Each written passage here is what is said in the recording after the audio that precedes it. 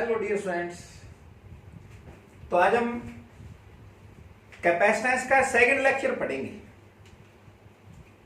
कल हमने पढ़ा conductors, behaviour of conductors when placed in an external electric field. एक बार ब्रीफली रिवाइज करने क्या पढ़ा था हमने। कंडक्टर वो मटेरियल होते हैं जिनके एटम्स में बहुत लूजली बाउंड वैलेंस इलेक्ट्रॉन, इतने लूजली बाउंड कि थोड़ी सी भी एनर्जी कहीं से गेन करके पेरेंट एटम से अलग हो जाते हैं, पेरेंट एटम से डीटैच हो जाते हैं। और पेरेंट एटम से डीटैच होने के बाद ये लैटिस में मूव करने के लिए फ्री हो जाते हैं, स्वतंत्र हो जाते हैं। इन्हें कहते हैं फ्री इलेक्ट्रॉन्स। और जिस एटम से इलेक्ट्रॉन डीटैच हुआ, अलग हुआ, उस एटम के पास इलेक्ट्रॉन की डेफिशिएंसी, वो बन गया पॉजिटिव आयन। उसे बोलेंगे इमोबाइल पॉजिटिव आयन। जितने negatively charge free electrons lattice में, उतने ही immobile positive ions. Net charge of metal is 0 under ordinary conditions. जब किसी मेटल को चार्ज दें तो चार्ज सिर्फ आउटर सरफेस पर रहेगा, इंटीरियर में चार्ज नहीं होगा। जब किसी मेटल को एक्सटर्नल इलेक्ट्रिक फील्ड में रखें या फिर चार्ज दें तो मेटल के अंदर इलेक्ट्रिक फील्ड हमेशा 0 होगा। तो इलेक्ट्रिक फील्ड लाइंस मेटल से पास नहीं करेंगी। मेटल के इनसाइड सब जगह पोटेंशियल सेम होगा। जब किसी मेटल को चार्ज देंगे तो शार्प एजिस पर सरफेस चार्ज डेंसिटी ज्यादा होगी। और जब कोई दो सेपरेटली चार्ज कंडक्टर को कनेक्ट करेंगे तो चार्ज फ्लो करेगा high potential to low potential. और कब तक? up to when potential of both became equal. When two separately charged conductors are connected together, then flow of charge takes place from high potential to low potential up to when potential of both became equal. देखो question पढ़ते हैं इसी concept पे based. दो metal sphere हैं, एक का radius r charge Q, दूसरे का रेडियस 2r चार्ज 1.5 Q। दोनों को किसी कंडक्टिंग वायर से कनेक्ट कर दें तो कितना चार्ज फ्लो करेगा और किस सफियर से किस पे फ्लो करेगा?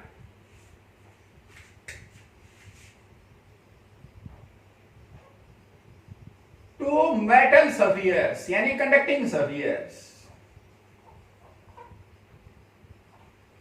Of radii r and 1.5 r are charged up to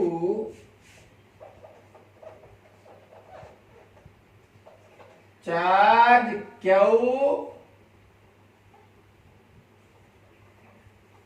and 2Q respectively.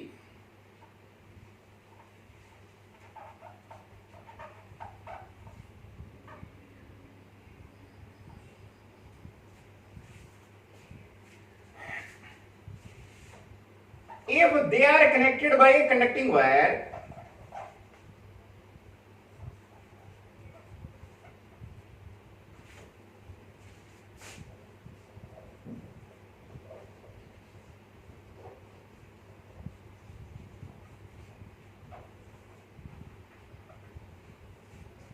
if they are connected by a conducting wire, then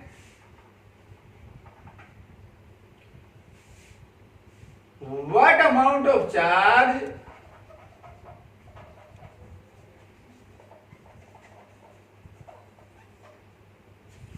will get transferred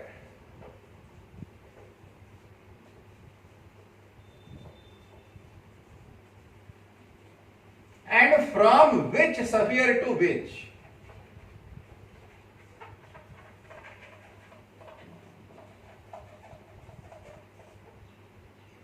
कौन से स्फीयर से कौन से पे चार्ज जाएगा और कितना चार्ज जाएगा,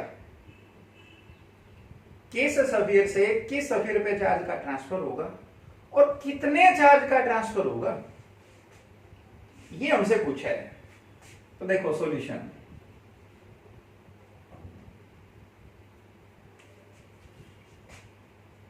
ये एक सफियर है आर रेडियस का,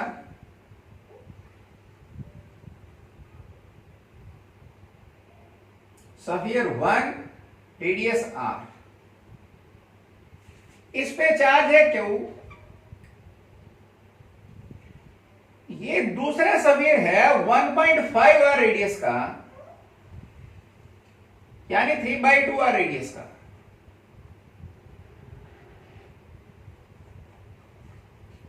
three by two R radius का, इस पे चार्ज है 2 Q.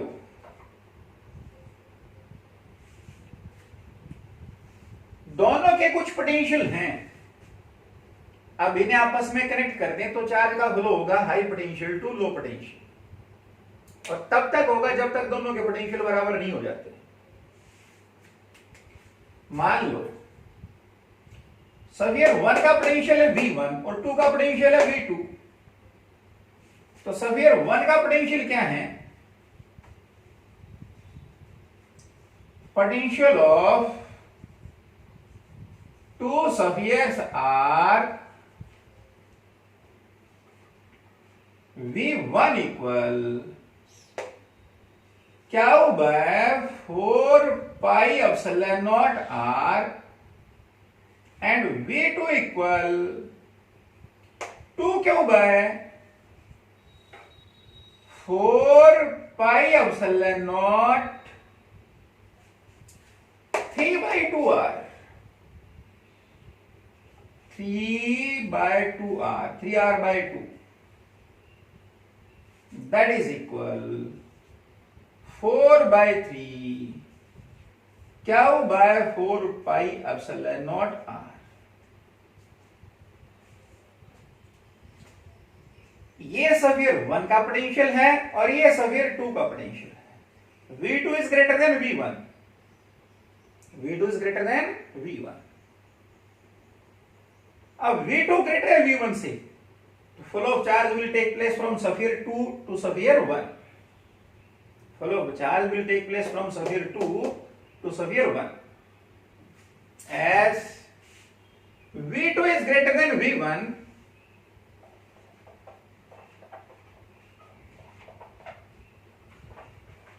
so flow of charge will take place from sphere 2 to sphere 1. Flow of charge will take place from sphere 2 to sphere 1. sphere 2 से sphere 1 की तरफ flow करेगा charge. अब देखो कितना फ्लो करेगा, कितना चार्ज फ्लो करेगा, what amount of charge will flow. मान लो रीडिस्ट्रीब्यूशन के बाद दोनों पे चार्ज जो आए, इस पे Q1 इस पे Q2, let after connecting charge on two spheres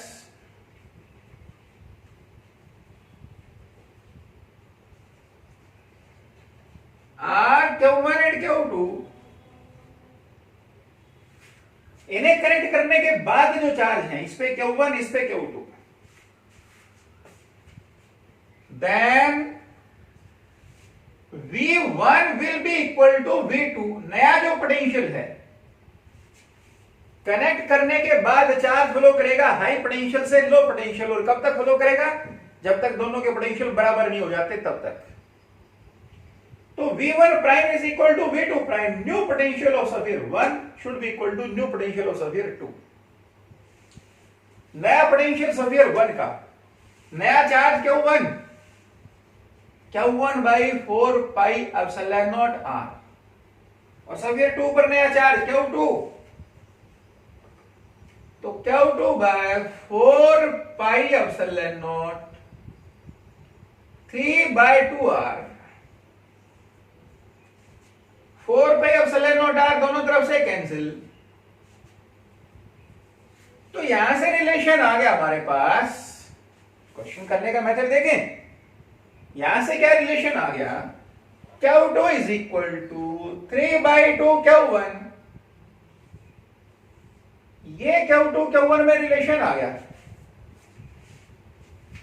जब दोनों सफेयर के नए पोटेंशियल बराबर हो जाएंगे आपस में कनेक्ट करने के बाद, इस पे चार्ज मान लो Q1, इस पे Q2, तो अगर पोटेंशियल इक्वल पुट करें तो Q1/4πε0r इसका पोटेंशियल, Q2/4πε0 3/2r उसका potential, 4πε0r cancel, Q2 is equal to 3/2 Q1।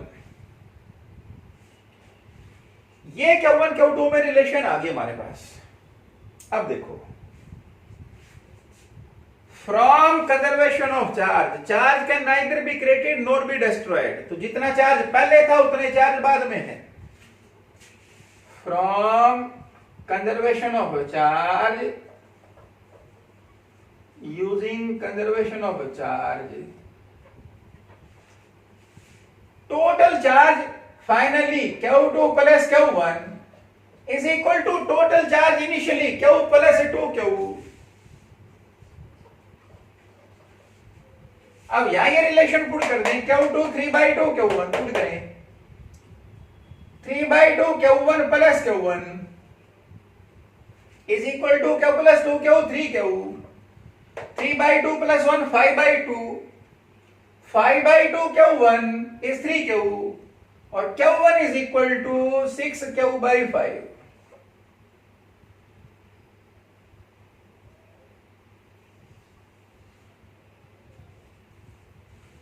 Q1 is equal to 6Q/5। बोलो भाई, 3/2 Q1 plus Q1 that is 5/2 Q1, उधर ले गए 2/5 into 3 6/5 Q and Q2, what is Q2, यहां पुट कर दो 3/2 Q1, 3/2 of this 9/5 Q। Q2 is 9/5 Q। ये नए चार्ज आ गए, तो चार्ज सफियर 2 से सफियर 1 पे आएगा, कितना आएगा, यहां चार्ज था 2Q यानी 10/5 Q और अब हो गया 9/5 Q। कितना चार्ज आया, Q/5। कितना चार्ज आया, Q/5। So flow of charge takes place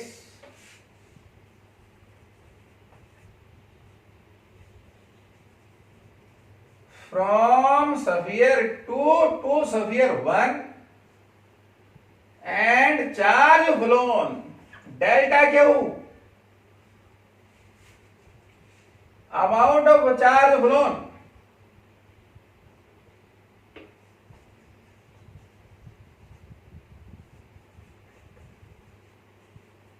Q/5। ये Q/5 कैसे आप पता चला ना,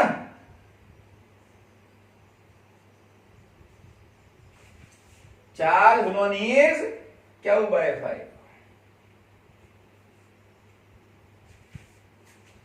कैसे आया, पहले तो इस पे चार्ज था 2Q सफियर 2 पे, अब हो गया 9/5 Q। 2Q में से 9/5 Q सब्ट्रैक्ट कर दो, 2Q minus 9/5 that is 1/5 Q, तो Q/5। समझ आ गया। अब यहां से ना कई बच्चों के मन में गलतफहमी हो जाती है, इस पे चार्ज ज्यादा था इसलिए चार्ज फ्लो किया ज्यादा से थोड़े पर। नो, ज्यादा से थोड़े का कोई लॉजिक नहीं है। चार्ज फ्लो किया हाई पोटेंशियल से लो पोटेंशियल। मान लो इस क्वेश्चन में थोड़ा चेंज कर दें, हम कहेंगे दो मेटल सफियर हैं, रेडियस R और 3R, इनकी रेडियस R और 3R, they are charged up to charge Q and 2Q respectively. If they are connected by a conducting wire, what amount of charge will get transferred from which sphere to which? ये radius R, ये हो गया 3R, charge है Q और 2Q, तो इसका potential Q by 4 pi epsilon not R, और उसका potential 2 Q by 4 pi epsilon not 3 R in twice of Q by 2 by 3 of Q by 4 pi epsilon not R. 2 by 3 less than 1, ये V1 है, Q by 4 pi epsilon not R is V1, तो V2 2 by 3 V1, now V2 is less than V1, as V2 is less than V1, charge भले ही सफीर का ज्यादा है पर potential कम है, V2 is less than V1, so flow of charge will take place from sphere 1 to 2. Flow of charge takes place from high potential to low potential, high potential to low potential. Potential of this sphere is smaller than this sphere. So, when connected by conducting wire, flow of charge will take place from high potential to low potential. इससे इस पे charge flow होगा, कितना flow होगा? मान लो connect करने के बाद इस पे चार्ज क्यू 1, इस पे क्यू 2, तो पोटेंशियल तो बराबर हो जाएंगे। तो Q 1 by 4 pi epsilon not R equal Q 2 by 4 pi epsilon not 3 R, 4 pi epsilon not R cancel, Q2 is equal to 3 Q1, अब Q2 is equal to 3 Q1, और कंजर्वेशन ऑफ चार्ज से total charge जितना बाद में उतना ही पहले, बाद में Q2 प्लस Q1 और पहले Q प्लस 2Q, तो Q2 plus Q1 is equal to Q plus 2Q, Q2 लेकिन कितना है 3 Q1 plus Q1 is equal to 3Q, तो 4 Q1 is 3Q, 4 Q1 is 3Q, तो Q1 is equal to 3Q by 4, और Q2 became, ये Q1 की value यहां put कर दो 9Q by 4, Q2 कितना हो गया 9Q by 4, 2Q से ज्यादा हो गया, तो चार्ज का फ्लो किससे हुआ स्फीयर 1 से 2 पर, कितना? Flow of charge takes place from sphere 1 to 2 and amount of charge flown is, कितना चार्ज फ्लो किया भाई? पहले स्फीयर 1 पे चार्ज था क्यू, अब चार्ज बच गया 3/4Q, क्यू था बचा 3/4Q, तो गया कितना Q minus 3/4Q, that is Q/4,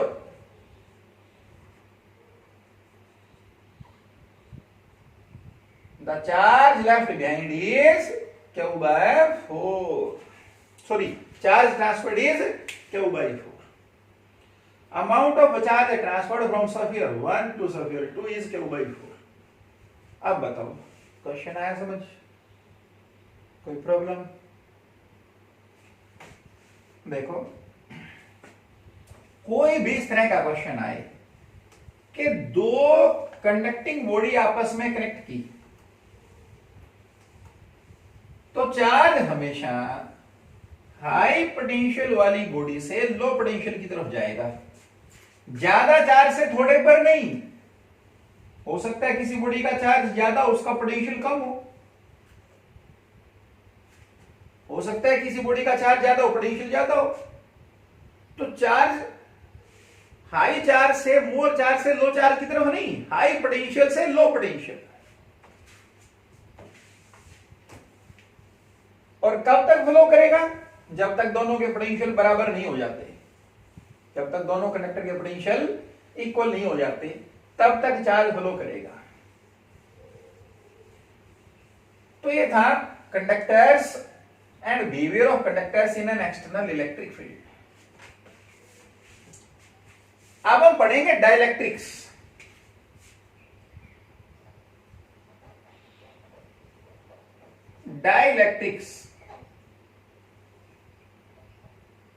dielectric होते हैं इंसुलेटर्स, जो नॉन कंडक्टर हैं, जो कंडक्टर नहीं है वो डाइलेक्ट्रिक है। तो बेसिकली डाइलेक्ट्रिक शब्द जो है वो इंसुलेटर के लिए प्रयोग में लाया जाता है। और डाइलेक्ट्रिक ऐसे मटेरियल होते हैं जिनमें कोई फ्री चार्ज नहीं होता, जिनमें कोई फ्री चार्ज नहीं होता, लेकिन एक्सटर्नल इलेक्ट्रिक फील्ड में प्लेस करें तो इनके सरफेस पे चार्ज इंड्यूस होता है, जैसे मेटल्स में होता है वैसे ही, लेकिन थोड़ा, मेटल्स में ज्यादा, इनमें कम। Dielectrics are insulators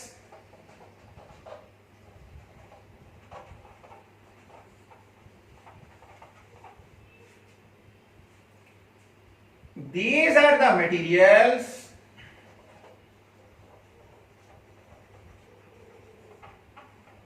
in which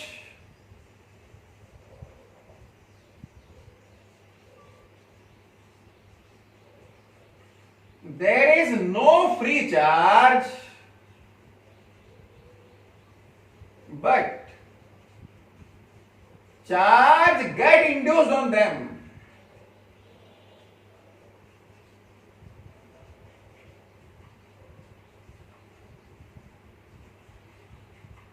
When placed in an external electric field,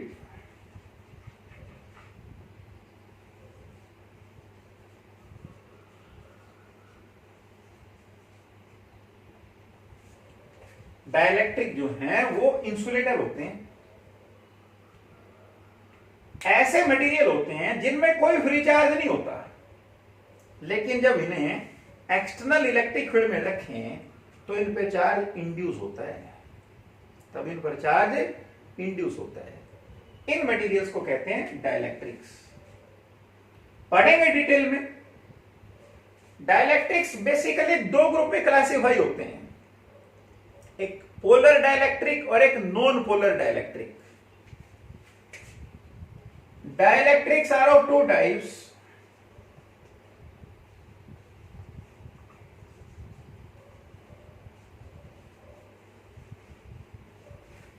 first polar dielectrics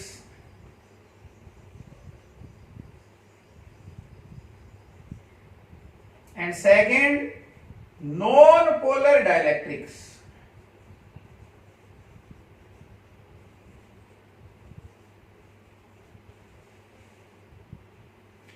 Polar dielectrics and non-polar dielectrics. Polar dielectric क्या होते हैं?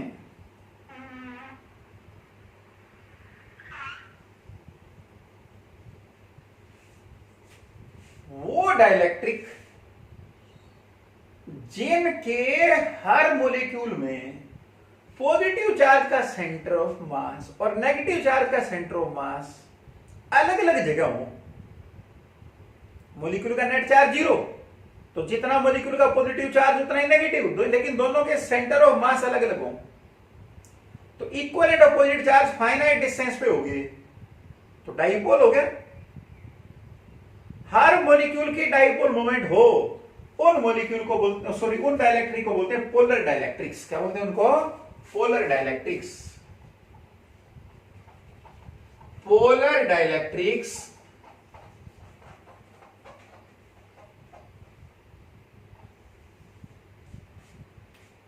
polar dielectrics are those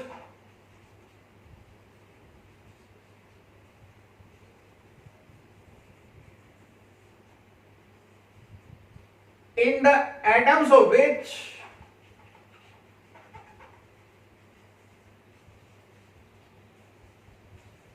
center of positive charge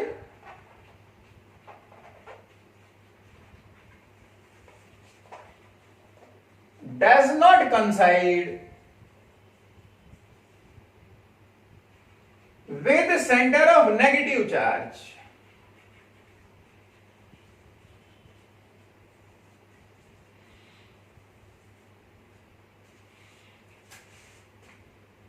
consider नहीं करें, यानी centre of positive and negative charge are separated by small distance.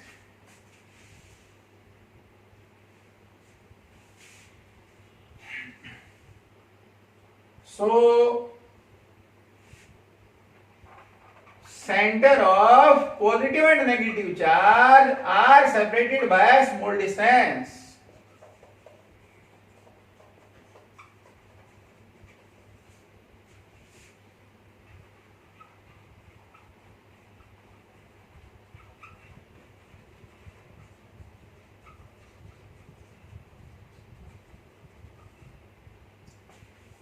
And each molecule possesses a dipole moment. Equal and opposite charge finite distance से separate हो गए तो dipole बन गया. And each molecule possesses a dipole moment.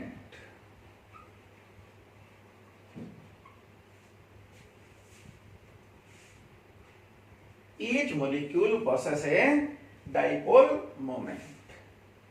ये जो dielectric हैं इन्हें कहते हैं पोलर डाइलेक्ट्रिक्स. क्या बोलते हैं इनको? Polar dielectrics. वो डाइलेक्ट्रिक जिनके एटम्स में पॉजिटिव चार्ज का सेंटर और नेगेटिव चार्ज का सेंटर कंसाइड नहीं करते, फाइनाइट डिस्टेंस से सेपरेटेड हैं, इक्वल और अपोजिट चार्ज फाइनाइट डिस्टेंस से सेपरेटेड हैं, तो हर मॉलिक्यूल की डाइपोल मोमेंट है. और डाइपोल मोमेंट है इसीलिए तो पोलर है. समझ में आ गया? जैसे वाटर है, water is a polar dielectric. Polar dielectrics में हर मॉलिक्यूल में पॉजिटिव चार्ज का सेंटर और नेगेटिव चार्ज का सेंटर सेपरेटेड होते हैं, कंसाइड नहीं करते. और नॉन पोलर डाइलेक्ट्रिक, पोलर मतलब जिनकी डाइपोल मोमेंट है जिनके मॉलिक्यूल्स की, और नॉन पोलर मतलब डाइपोल मोमेंट नहीं है. वो डाइलेक्ट्रिक्स जिनके मॉलिक्यूल्स में पॉजिटिव चार्ज का सेंटर और नेगेटिव चार्ज का सेंटर कंसाइड करें तो कोई डाइपोल मोमेंट नहीं है. नॉन पोलर डाइलेक्ट्रिक्स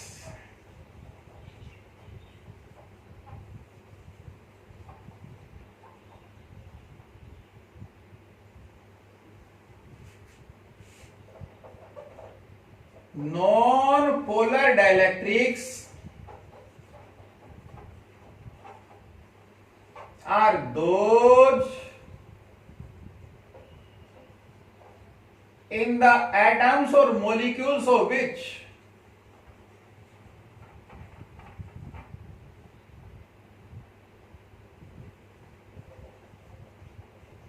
वहां भी एटम या molecule, in the atoms or molecules of which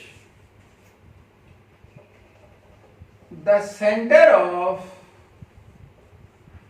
positive and negative charge coincides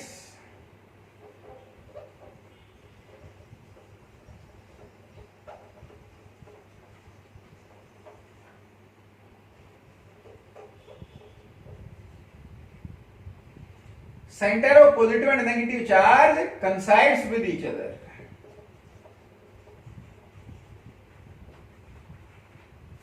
And there is no dipole moment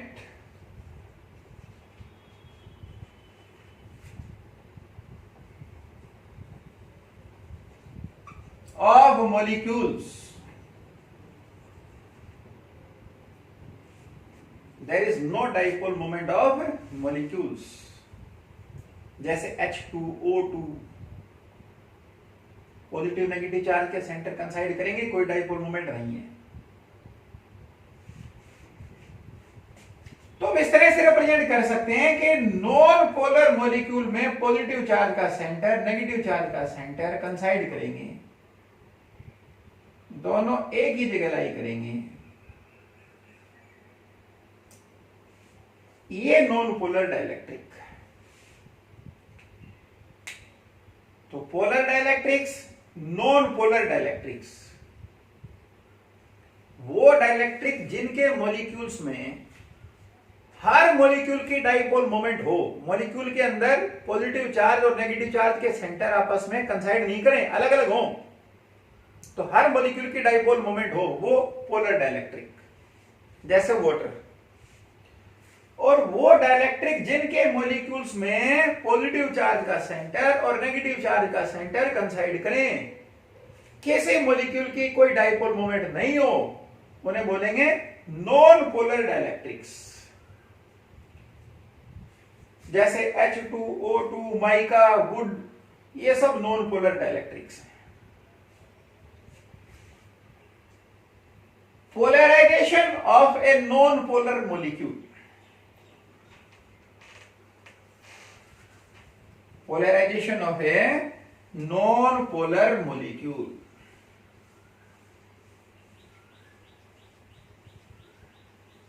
किसी नॉन पोलर मॉलिक्यूल की पोलराइजेशन का मतलब क्या है?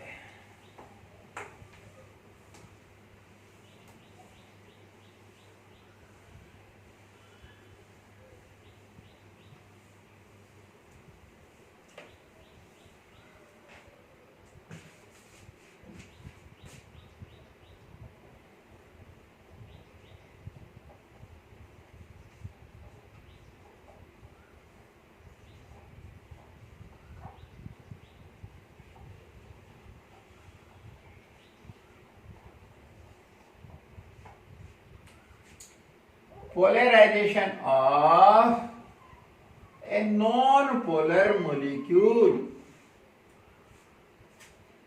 मान लो हमारे पास एक नॉन पोलर मॉलिक्यूल है, सपोज ये एक नॉन पोलर मॉलिक्यूल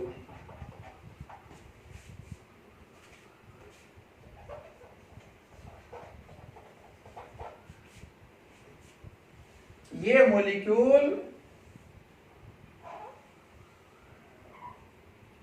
मॉलिक्यूल में पॉजिटिव चार्ज का सेंटर, नेगेटिव चार्ज का सेंटर दोनों कंसाइड करें।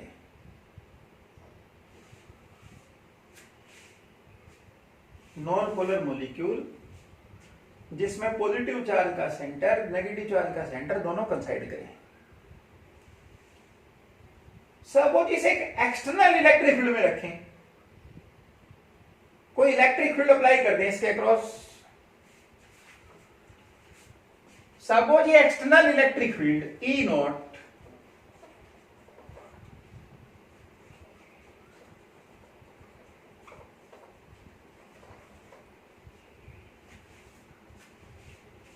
इस फील्ड को इस मॉलिक्यूल के अक्रॉस अप्लाई करें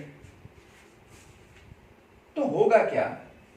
हमने पढ़ा है जब भी किसी क्यू चार्ज को एक्सटर्नल इलेक्ट्रिक फील्ड ई में प्लेस करेंगे तो इसका फोर्स एक्ट करेगा इलेक्ट्रिक फील्ड का चार्ज पर Q E.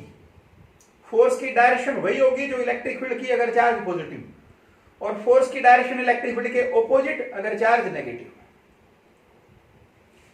When charge Q is placed in an external electric field of intensity E, then it experiences a force QE whose direction is same as of electric field if charge is positive and opposite to electric field if charge is negative।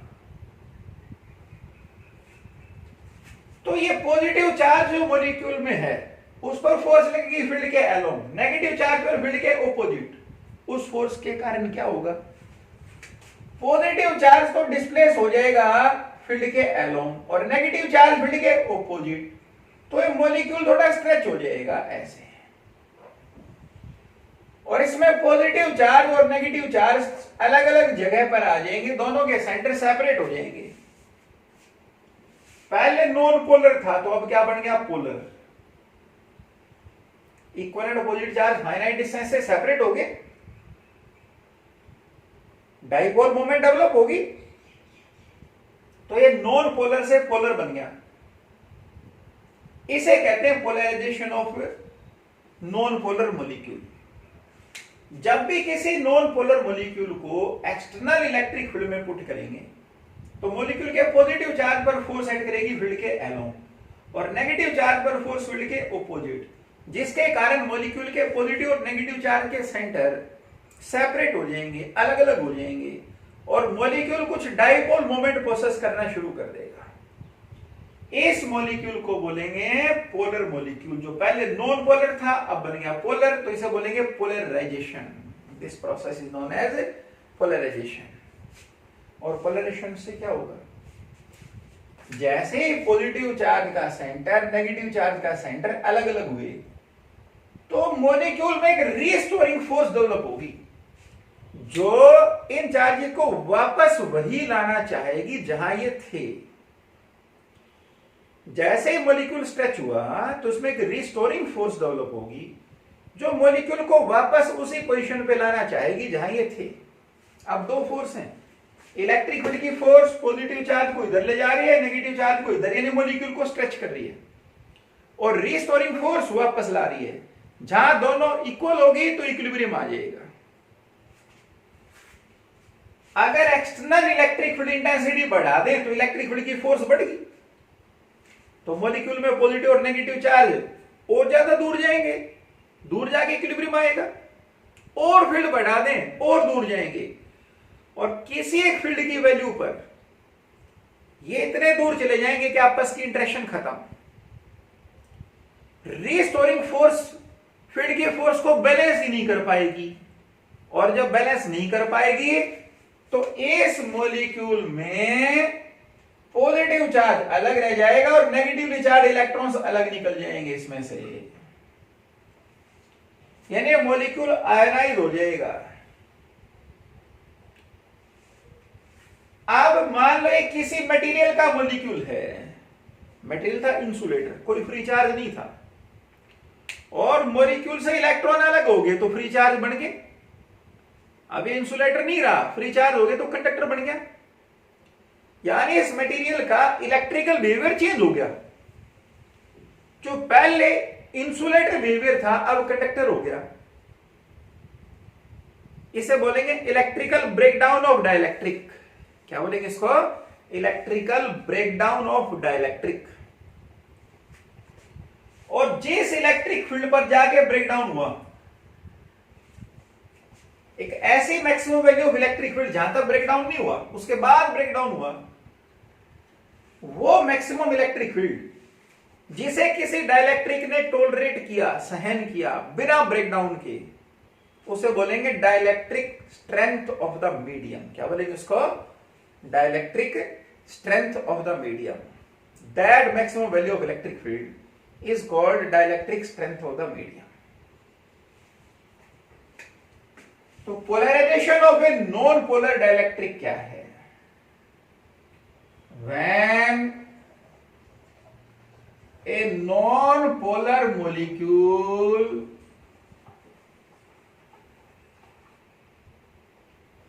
is placed in an external electric field,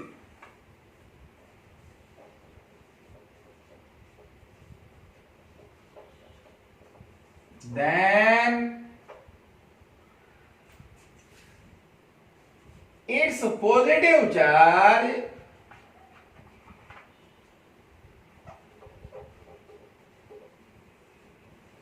experiences force along direction of electric field,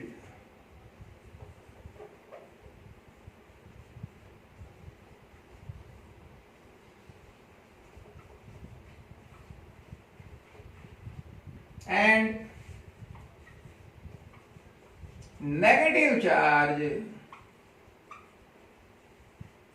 opposite to electric field.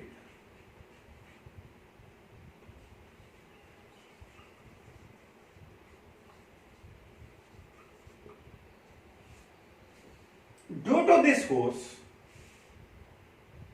center of positive charge get slightly displaced along field, and of negative charge opposite to field, and they get slightly separated.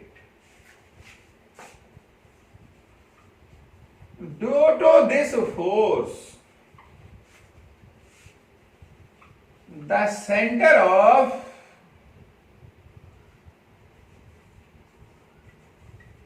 positive and negative charge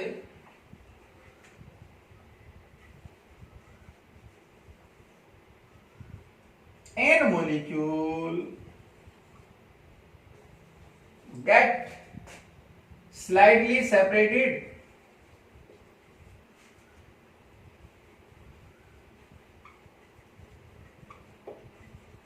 and it begin to possess a dipole moment.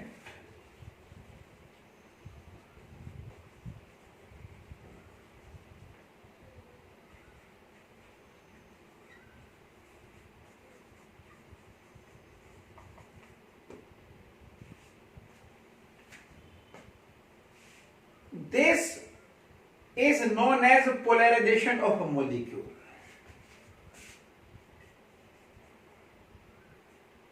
This is called polarization of a molecule.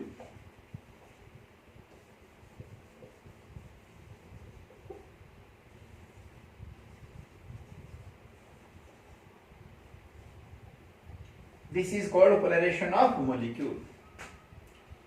The production of dipole moment in a non-polar molecule by applying external electric field is called polarization. That is called polarization. बोलो भाई, polarization of non-polar molecule क्या होती है? समझ में आ गया? हम इसको लिख सकते हैं, the production of a dipole moment in a non-polar molecule by applying external electric field across it is called polarization of molecule.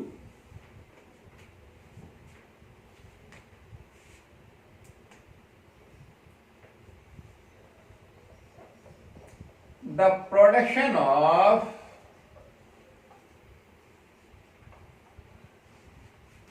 dipole moment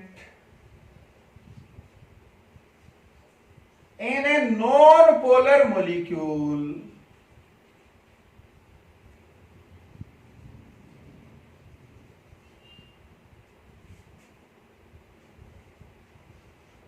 by placing it in an external electric field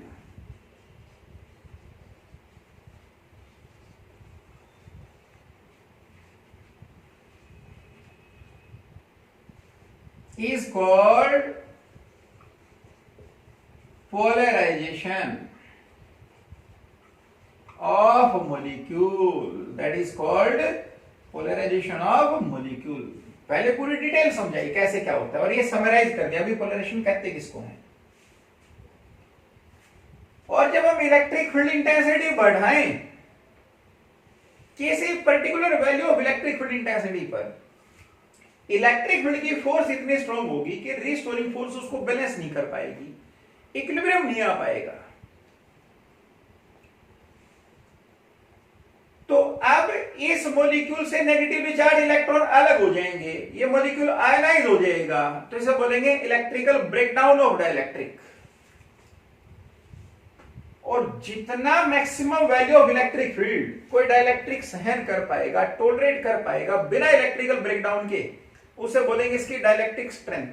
that is to be called as its dielectric strength. When electric field is applied,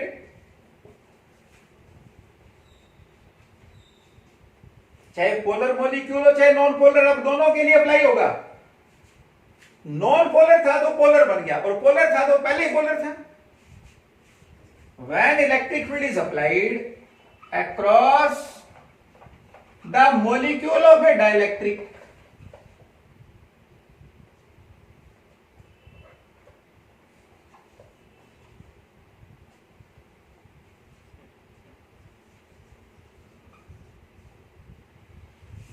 then molecule gets stressed.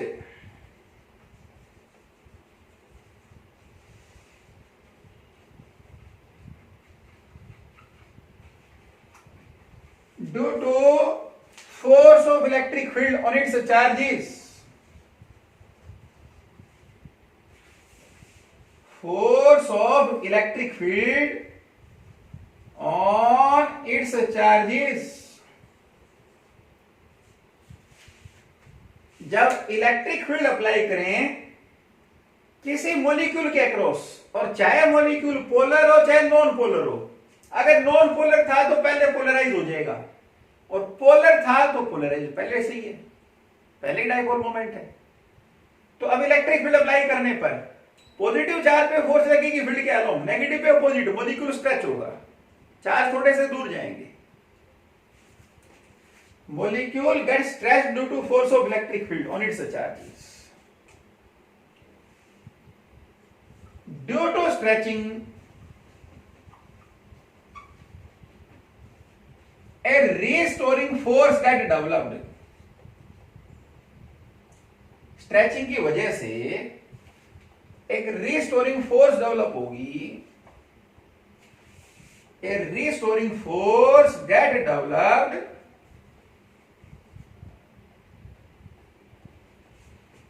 due to stretching. A restoring force get developed, and when this restoring force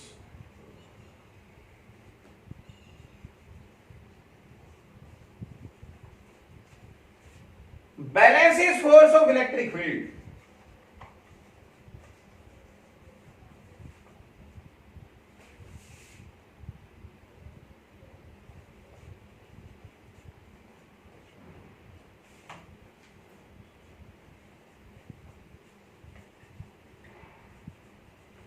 then equilibrium is attained.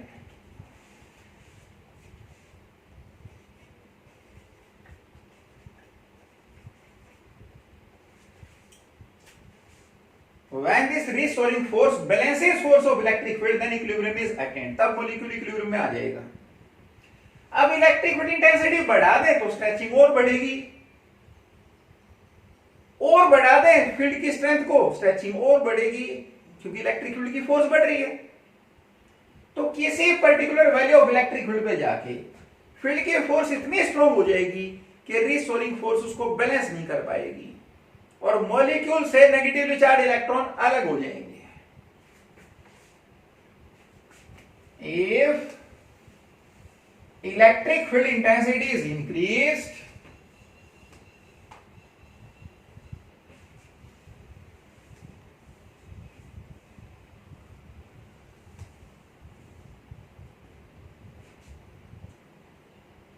if external electric field intensity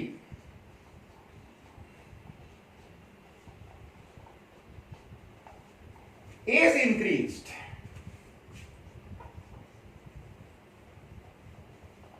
then अगर external electric field intensity बढ़ाएं, then force of electric field increases,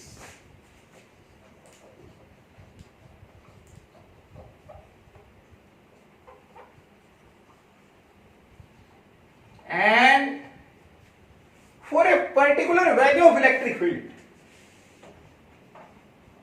for a particular value of electric field,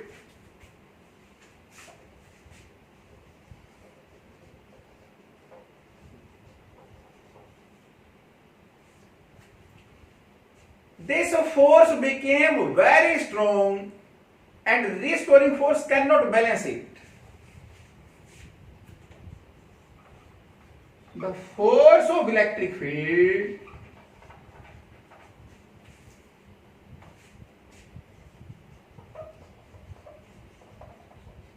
cannot be balanced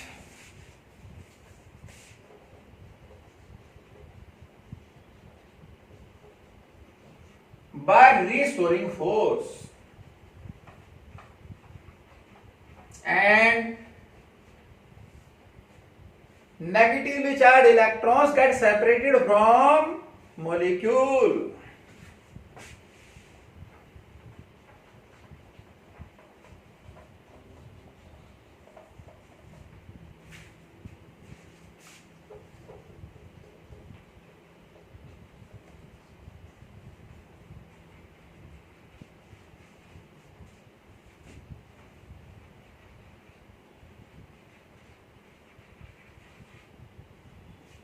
negatively charged electrons get separated from molecule.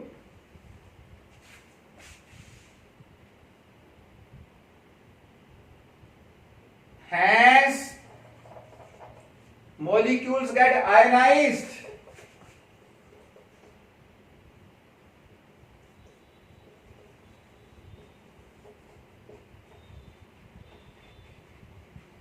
And free electrons are produced.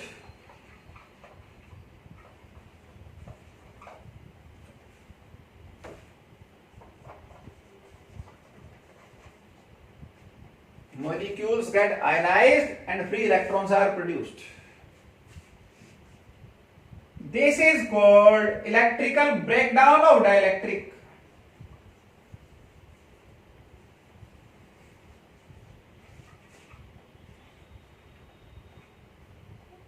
This is called electrical breakdown of dielectric.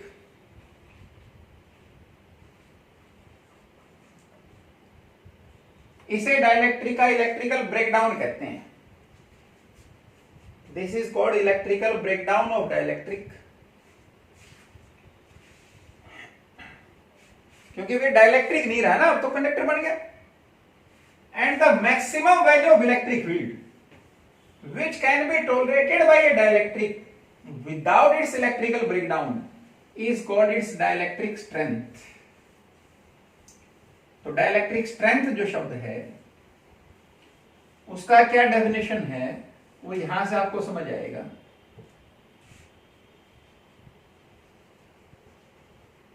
Dielectric strength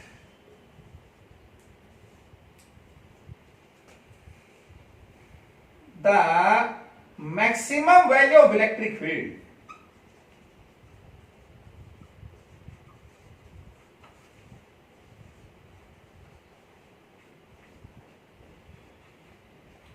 which can be tolerated by a dielectric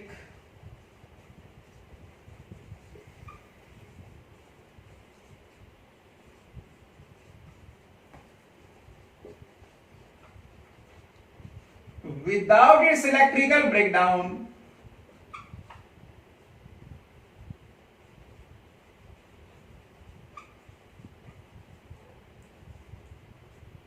is called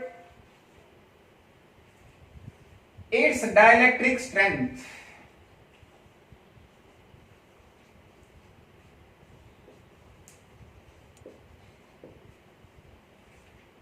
Maximum value of electric field which can be tolerated by dielectric without its electrical breakdown is called its dielectric strength. और dielectric strength maximum for vacuum infinite. Vacuum में कुछ है ही नहीं, किसका breakdown होगा, कुछ ionise नहीं होगा, कोई मॉलिक्यूल ही नहीं है. So dielectric strength is maximum for vacuum infinite and minimum for metals. Metal में तो पहले ही फ्री इलेक्ट्रॉन है. For metal dielectric strength is 0. Dielectric constant अलग था, ये डाइलेक्ट्रिक स्ट्रेंथ है. Dielectric strength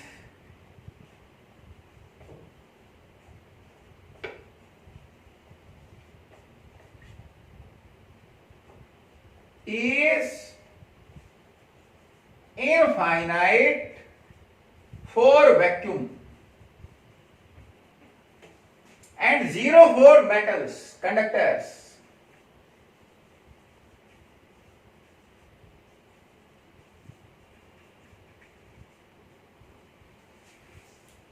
dielectric strength electric field intensity तो है, एसआई यूनिट न्यूटन पर कूलम या न्यूटन पर कूलम या वोल्ट पर मीटर. समझे? And dielectric strength is maximum for vacuum infinite and 0 for the metals. जबकि डाइलेक्ट्रिक कांस्टेंट जो था वो मेटल्स के लिए इनफाइनाइट था और वैक्यूम के लिए 1. समझे? तो अच्छे से पढ़ें, समझें. बाकी नेक्स्ट लेक्चर में पढ़ेंगे हम.